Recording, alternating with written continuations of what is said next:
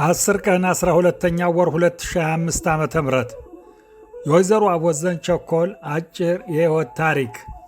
በመጀመሪያ ነፍሳቸውን ይማርና በዕለት ሁለት ሙሉ ታሪካቸውን አንበን በሕዝብ ፊት አሰምተናል።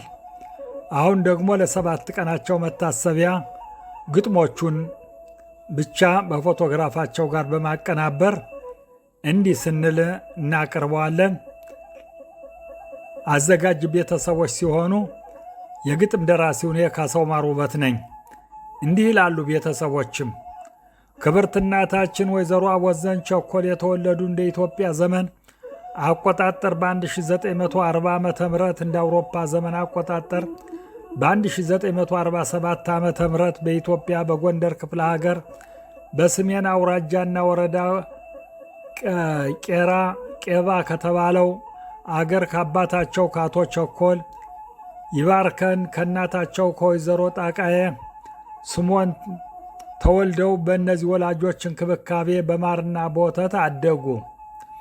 ክብርት እናታችን ወይዘሮ አቦዘን ቸኮል ሲያድጉ ለእናታቸው ተልከው አባታቸውን አክብረው ከእናታችን ሴትነት ሙያ እየተማሩ አድገው ዕድሜያቸው ለአቅመ ሔዋን ሲደርሱ በአገራቸው ወግና ባህል መሠረት በወላጅ ፍቃድ ልጃችሁን ለልጃችን ተባብለው በመተጫጨት በሁሉ በኩል የሰርግ ቀን ወስነው በብዙ ድግስ በለምለም ዳስ ከአቶ ጠጋው አየልይ ጋር ተድረው በሙሽርነት ቆይተው በኋላ በራስ መስተዳደር ትኩየ ከተባለው አገር ቤትና ትዳራቸውን መስርተው ሲኖሩ 5 ልጆችን ወልደው አሳድገው ድረው ቤት አስይዘው ልጆችን አይተዋል። ክብርት እናታችን ወይዘሮ አቦዘን ቸኮል እስራኤል አገር ገብተው ሲኖሩ በዕድሜ ግፋታቸው ባለቤታቸው እና ልጃቸው እንዲሁም የልጅ ልጃቸው በሞት ተለዩባቸው።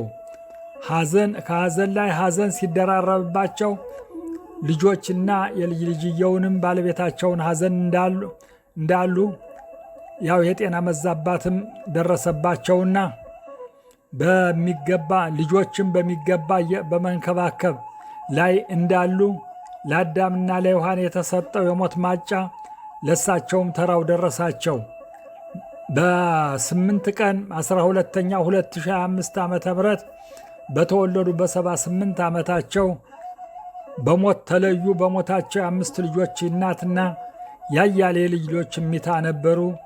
ነፍስ ይማር ብለን ከዚህ የሚከተለውን በግጥም እንጉርጉሮ እንዲህ ሲል እናቀርበዋለን። እኔም ቤተሰቦችን ወክዬ እንዲህ ሲል አቀርበዋለሁ።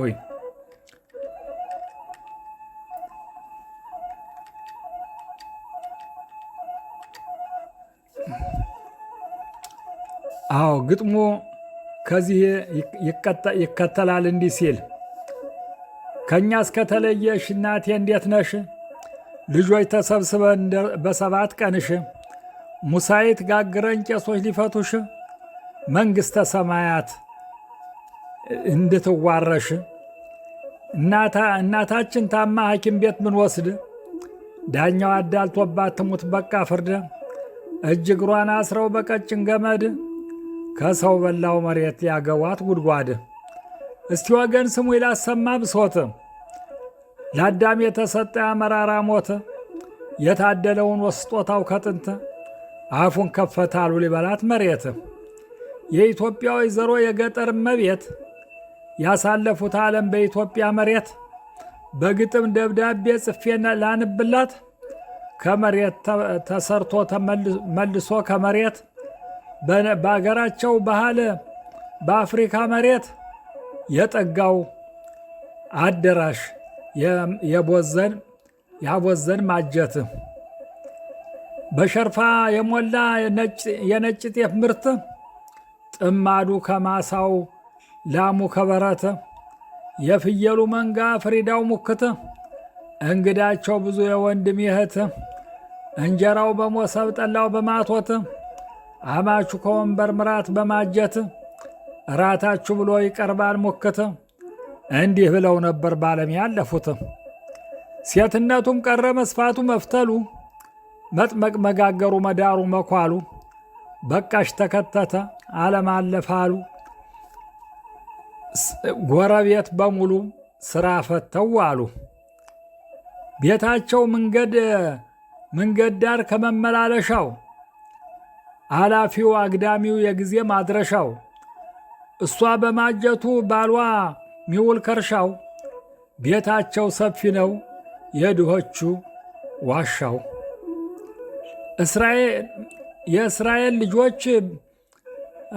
የእስራኤል ልጆች ባህር ሲሻገሩ ቤታቸው የአብርሃም ማረፊያ ነበሩ።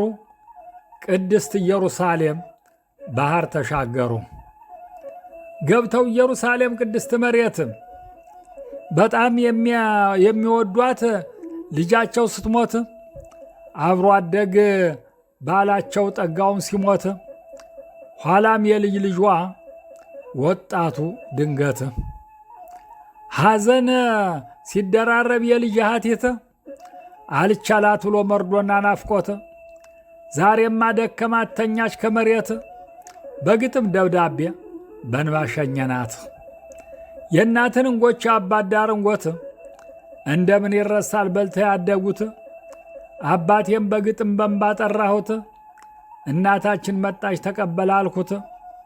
በዚያውም ከልጇ ጋር ልትጎራበት ከላይኛው ዓለም ከሰፊው መሬት የእናትነት ማይረግ አምላክ አድሎሽ አሳድገሽ ድረሽ የልጅ ልጅ አይተሽ ልጆችን ጠብቀሽ አይዟችሁ እያልሽ ብድር እንድንመልስ ቃል አስገብተሽ እማዬ ምን በላሽ በጠዋት ቁርስሽ እየጠበቀሽ ነው አፈር ወራትሽ ቃሌን አላጥፈውም ይሄው ብድርሽ ያበላሽው ሁሉ ኢትዮጵያ እያለሽ መንግሥተ ሰማያት ገነት ያዋርስሽ እንኳን እስከ ሥራ ቁጭ ብዬ ከቤቴ እናት ዓለም እያልኩ ስምሽን መጥራቴ ልደክም ነው እንጂ በከንቱ ልፋቴ ሳለቅስ እውላለሁ እኔም ልጅነቴ።